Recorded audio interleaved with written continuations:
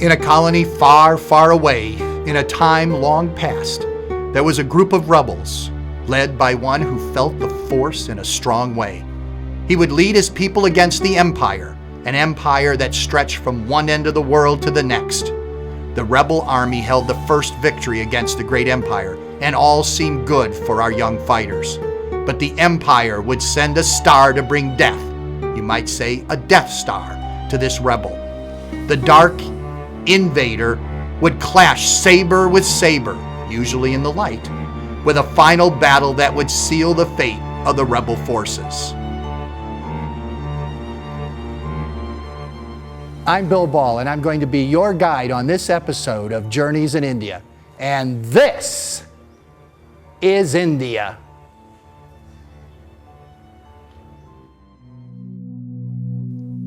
The rebel army of Tipu Sultan, known as the Tiger of Mysore, had gathered at Seringapatam for a last stand against the Empire of Britain. The empire had suffered its first and only defeat in India at the hands of Tipu. Under the command of inVadar, General Harris, the empire would force Tipu to draw upon his force for a last desperate stand.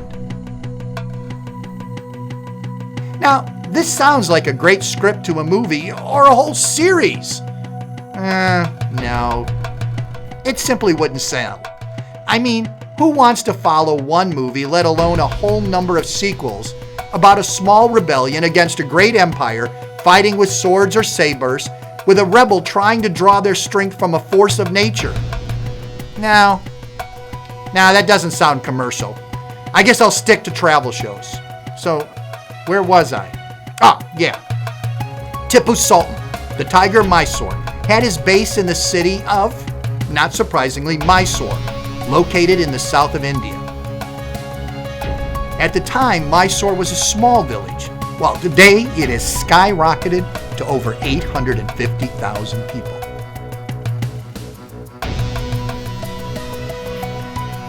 Probably the first place you would visit upon arriving in Mysore would be the Palace of Mysore, which has nothing to do with Tipu at all.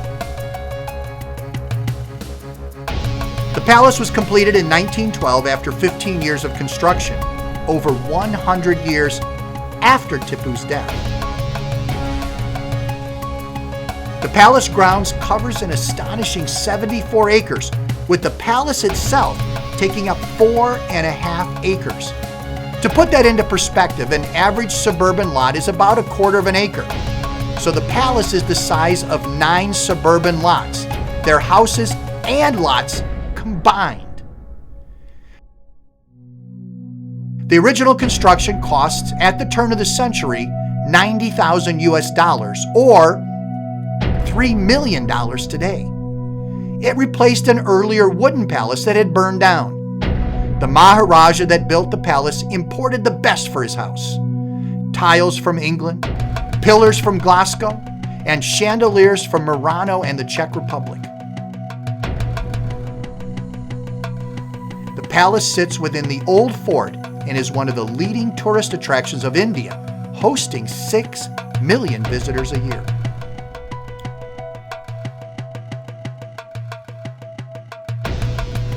The palace is one of only 2 still held by the royal family.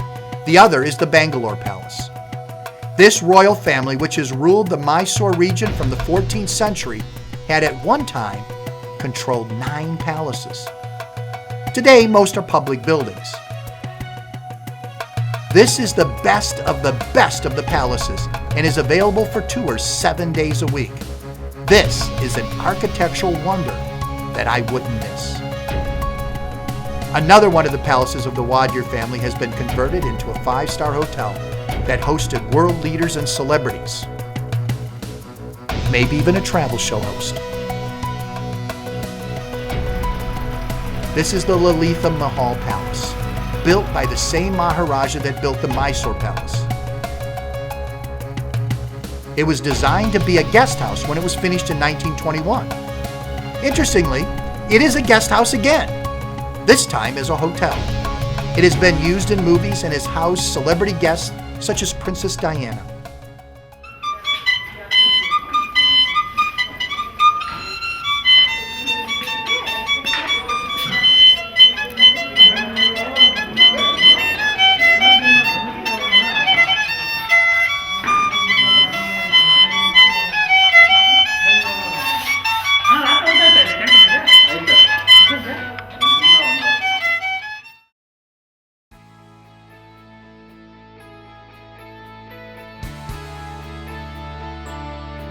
There are rooms for the more normal of us, and there are rooms for those that are nice to themselves, either regularly or as a special treat.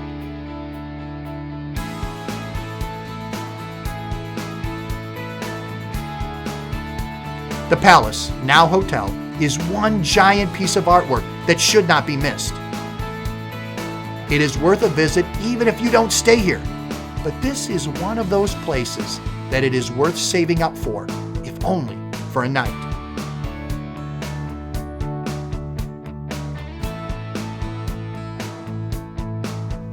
But another option is to have a meal here. If you're going to sleep like a Maharaja, you might as well eat like one. The buffet is to die for, and both continental and Indian options are here, and there is something for even the most finicky eater.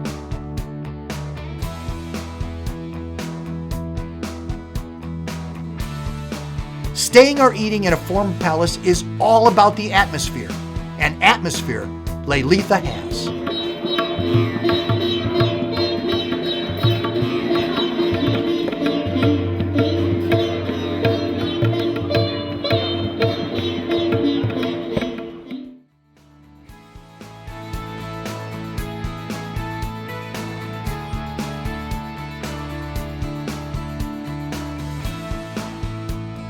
With the setting of the sun, it does offer one more attraction of the Mysore Palace, the illumination. Now, I've been told it is sort of Disney-esque with 96,000 light bulbs outlining the facade. It is only done on Sundays and holidays, so we planned our time here to fall on a Sunday.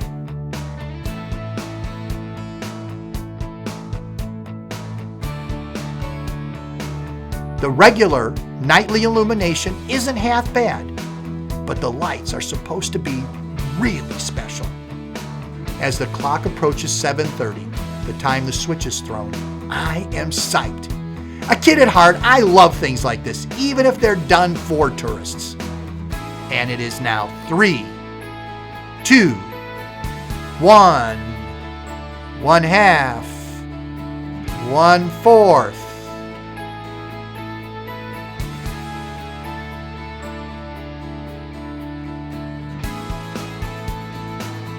A local informs me that the lights won't go on tonight because a royal family member has passed away earlier in the week. The palace is in mourning.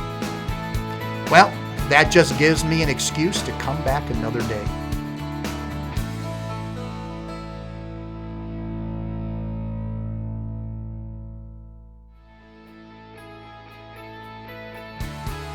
One other of the 7 royal palaces is open to the public. Others are government buildings, university offices, and the like. This one is an art museum.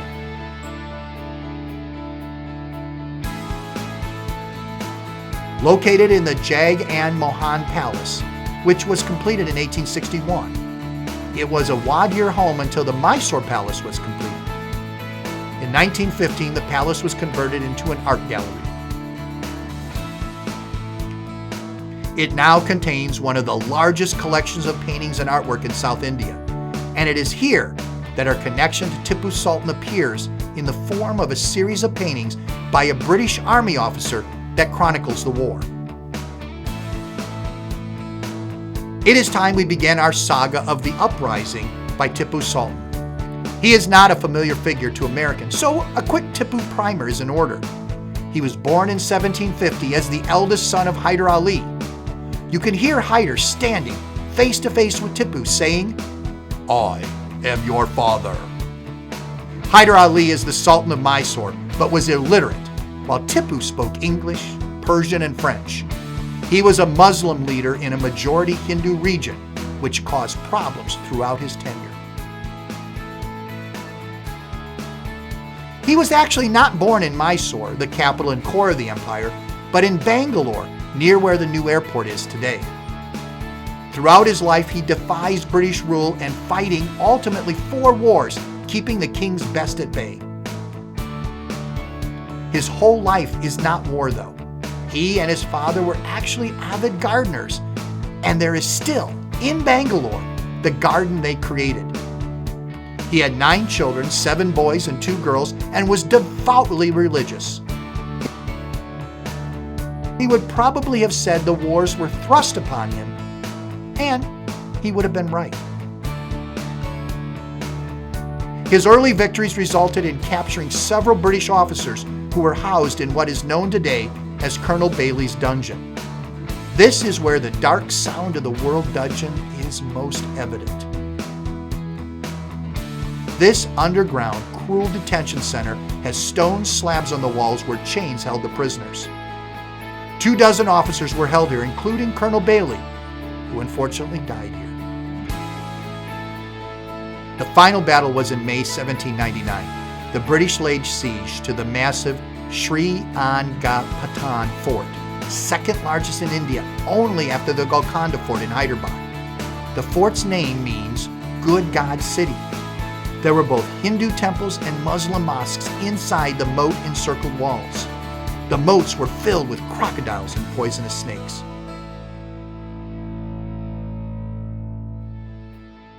To give you an idea how big this fort was, here are the incredible stats. It is over 1.5 miles long and 1/2 mile wide, and it uses a river as part of its barrier. It was considered one of the 2 most impregnable forts in the Indian subcontinent. How then was it captured by the British?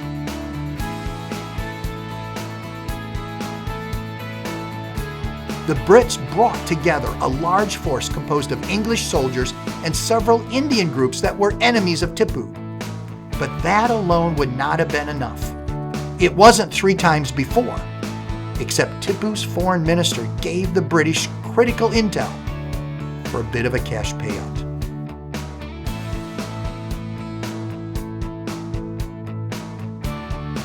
Here is the spot, at the Watergate, where Tipu fell and was killed, ending the final resistance to the empire. That would be the last resistance to Britain. Almost. The empire would last until India, through peaceful resistance, wins its freedom in 1947, creating the Republic.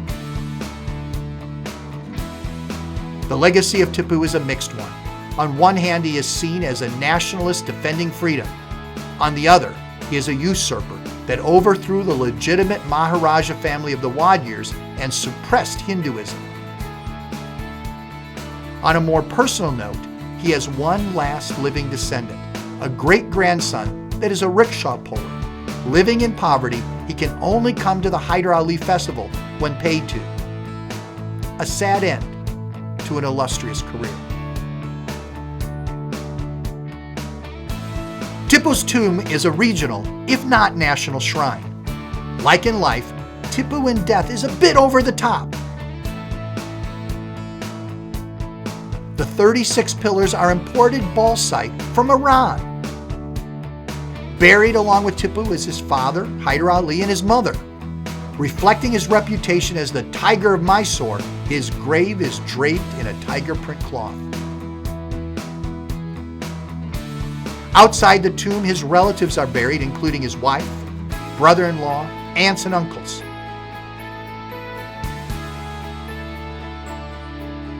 Nothing is left of the once glorious palace. The British destroyed it, carting off the gold bricks that he had verses from the Quran written on. Many of his treasures are in the Victoria and Albert Museum in London. Though there are only a handful of reminders of the great leader, his name lives on in the hearts of southern Indians.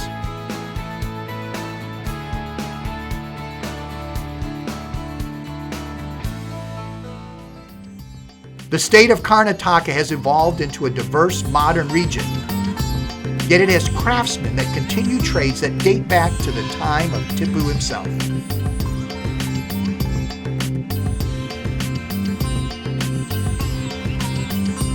There are 2 very distinctive crafts, really art, that this region of India is famous for: carved sandalwood and inlay work. Carved sandalwood has been brought to its highest artistic level here. Items can be small and relatively inexpensive, a great keepsake of the trip, to very large, very intricate carvings suitable for public buildings, parks, or even museums. Sandalwood is a softwood that can be easily carved and has a very pleasing aroma that lasts for years. Just come close to your television and take a deep breath.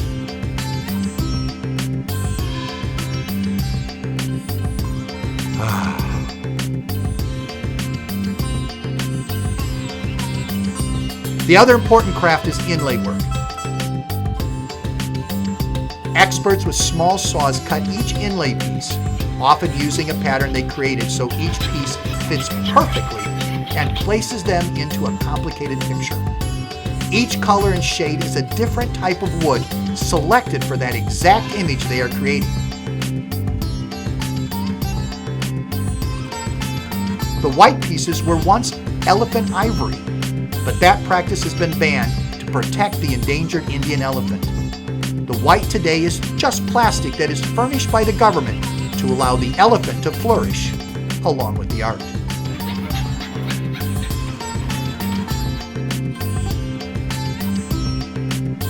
If crafts aren't your thing, but you still want to see what the locals buy and eat, then a visit to the local market is in order.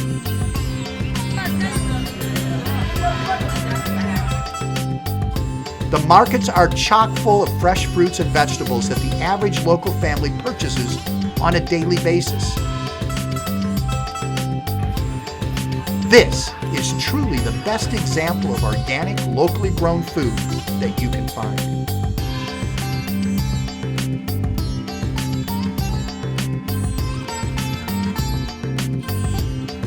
Food, though, is only one item that can be seen and purchased in the market. Pretty much anything you would get at a department store or a mall can be found in the market. Each booth or stand specializes in a product or group of goods that you know right where to go to for your floral or hardwood needs.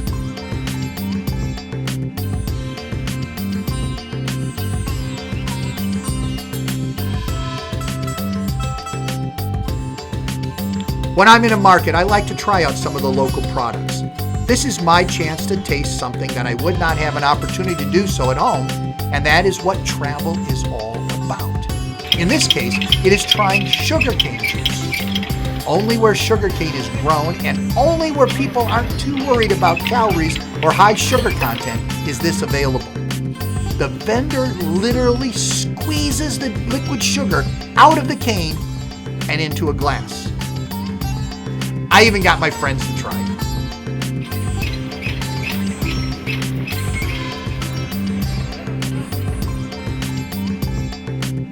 The diversity of goods at the market is mirrored in Mysore's religious community with fabulous temples, mosques, and churches.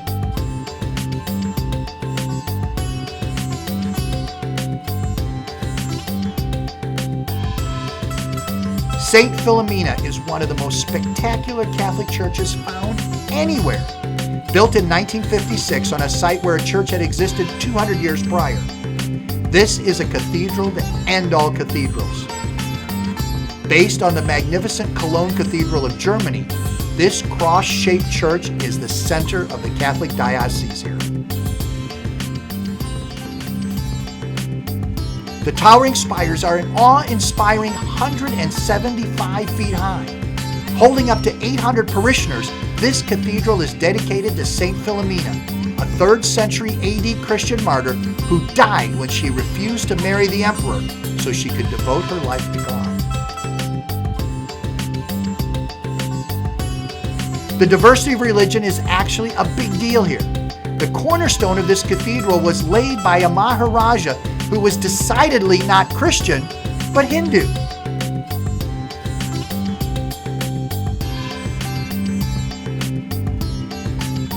Of course, not only was the Maharaja a Hindu, but so are most of the people living in Karnataka.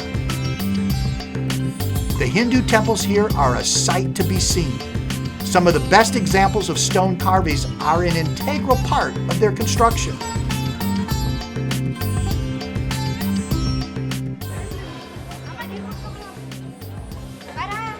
I'm standing here in front of this beautiful temple dedicated to Lord Shiva's wife. It's situated on one of the most sacred hills in all of southern India. The greatest of all Hindu temples near Mysore is the famed Chamundeshwari Temple, located about 8 miles from Mysore on top of the Chamundi Hill. The temple's name is from a guardian deity of the Mysore Maharajas who killed 2 monsters, Chandra and Munda.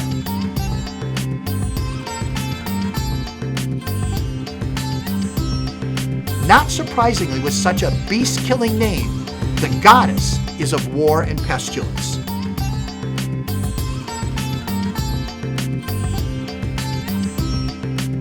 The temple complex is dedicated to her, one of the 3 key Hindu gods' wife.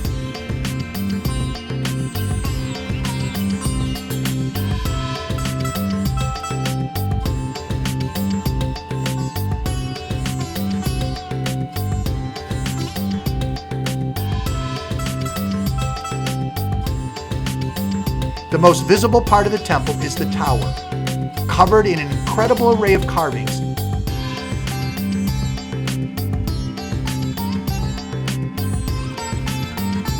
This tower, on top of the hill, can be seen for miles around. It is here that the pilgrims and worshipers come every day.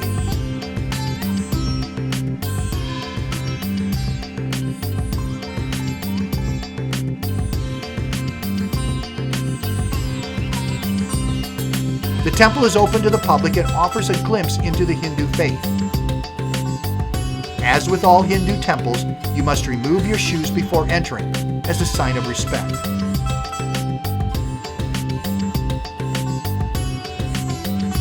The main temple complex dates to the 12th century, while the Great Tower dates to the 17th.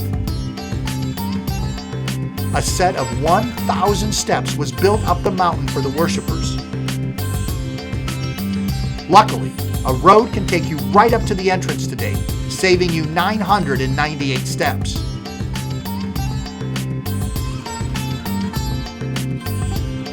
At what was the 800th step is a giant Nandi bull statue. The Nandi bull is one of Shiva's greatest servants, an immortal offspring of a sage who prayed for a child that would live forever. Lord Shiva granted that wish by turning the child into a half-human, half-bull, portrayed in the statue.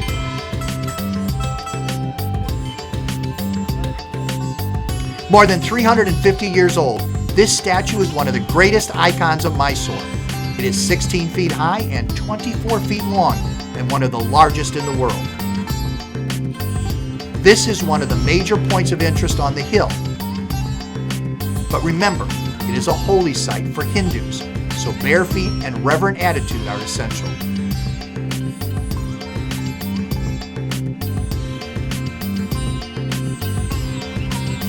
It was back to the hotel for dinner, a welcome respite after such a rewarding but strenuous day.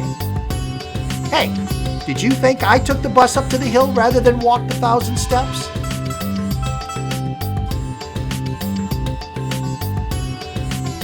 I had an opportunity to sit with the chef to learn a little bit about Karnataka thali platters.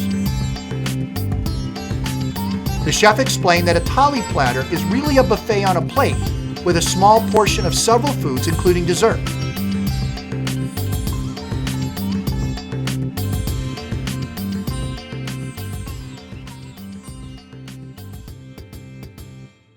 Now we're going to be eating here what you would call a traditional thali from Mysore, is that correct?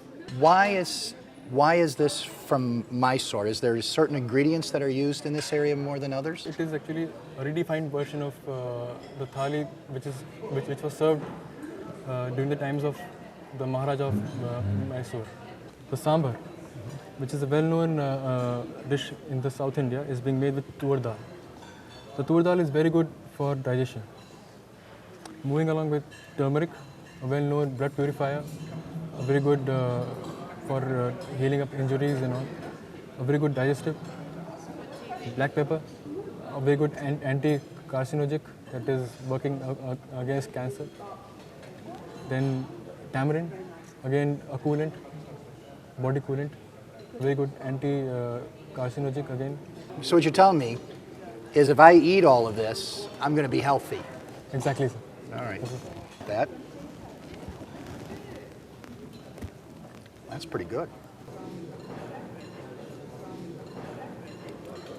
Oh, this is good. You can really taste the coconut in it, strong.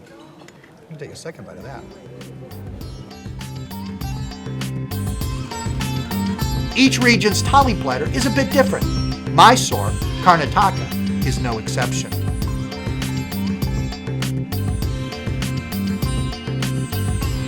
Mysore is one of the most interesting and historic regions of India, and maybe the world. It was the base of Tipu Sultan, who alone defied and for a time defeated the all-powerful British Empire. It was here he died and is buried. Mysore is much more than Tipu and his story. It is a diverse city with a fabulous palace. This is one of the 7 palaces that the Maharajas of Mysore built and lived in. It is also home to one of the most incredible Hindu temples dedicated to the wife of Shiva, the destroyer. It has a tower covered in such intricate carvings that it defies imagination, and a Nandi bull statue that is hundreds of years old.